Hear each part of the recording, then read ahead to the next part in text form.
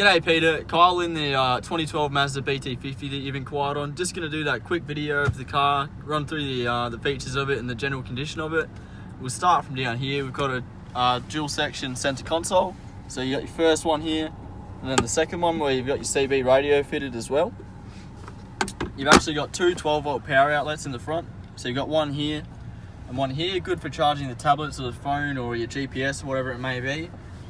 We've got the Tiptronic transmission here, so easy as this. You just go down to drive, flick it to sport mode, and then you actually have manual control over the gears. So down the gears and up the gears.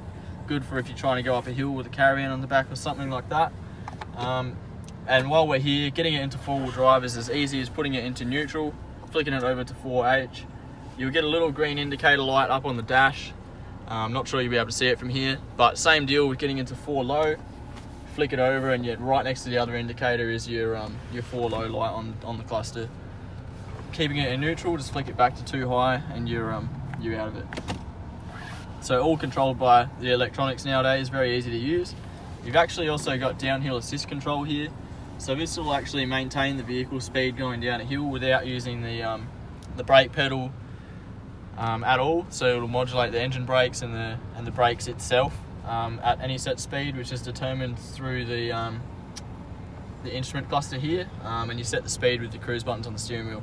You got your traction control button besides that. The aircon controls still easy and simple to use. You got your temperature here, fan speed in the middle, and your modes on the right hand side.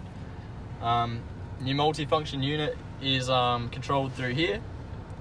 So flicking through the menus, easy as, just like a phone. You've got your directional buttons on the outside, your OK, etc. And then you've got your different sources on the left hand side. So you do have CD input, which is up here, your radio input, and your auxiliary as well with this car. And not only that, but you can pair your phone up as well.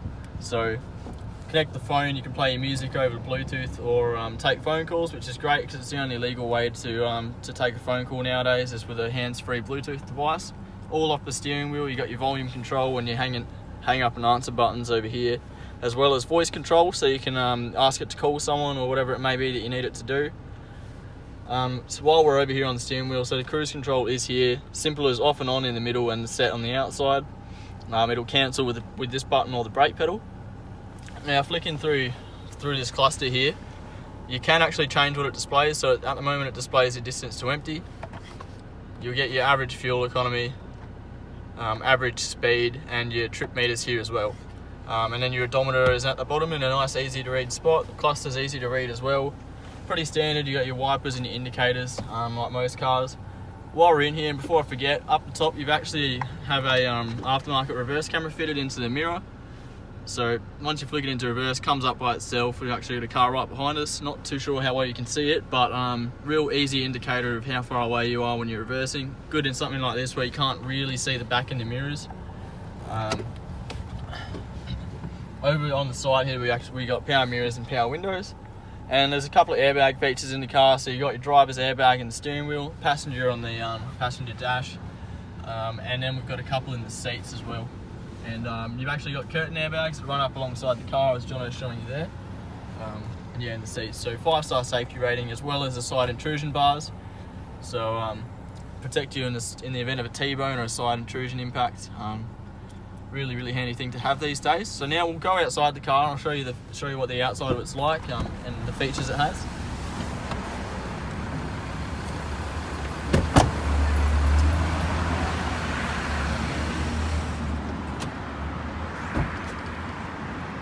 We'll start off with the obvious. You've got your big UHF rated aerial, aftermarket spotlights here, as well as the ARB bar.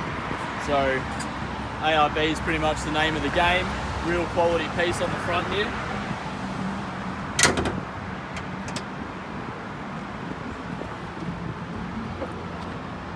So under the bonnet, really well kept. Gone through our mechanical checks, so we check to make sure that everything's in working order. If something's not working when we get it, we'll get it fixed. Here at Adelaide Vehicle Centre, we also offer a structural guarantee. So we make sure all of our cars get checked and make sure they haven't been in an accident that affects the structural integrity in any way. We're the only dealership in SA to offer that guarantee.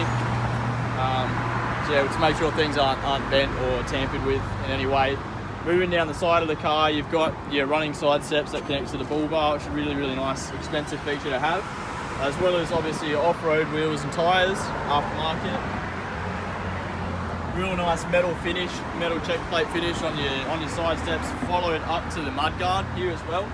So it's it all runs smoothly and looks nice. While we're here, just quickly show you into the back. So back interior of this thing is in really, really good shape. No marks on the doors or tears in the seats, and you've got another 12-volt power outlet back there.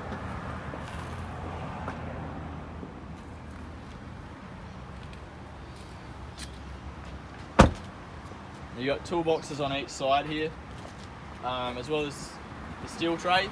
So all the sides flip down. You've got a whole set of spare wheels here, the factory wheels, if you choose to have them fitted instead. You got your tow bar here. So the good thing about this car is it does share the same chassis as the Ford Ranger.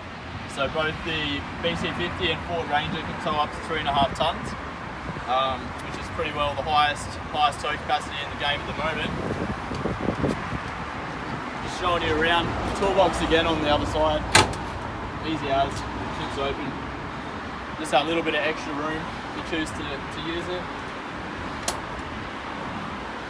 And just showing you around the rest of the car. Now I did mention I'd tell you if there's anything that's any damage to it or whatever, but this is the only thing I could fault on the outside of it, is there's a little bit of marking on the paint.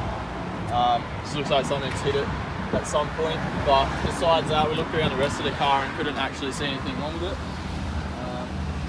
You do have your blind spot mirrors fitted to the mirror as well, and then again the side steps running up to the front bar.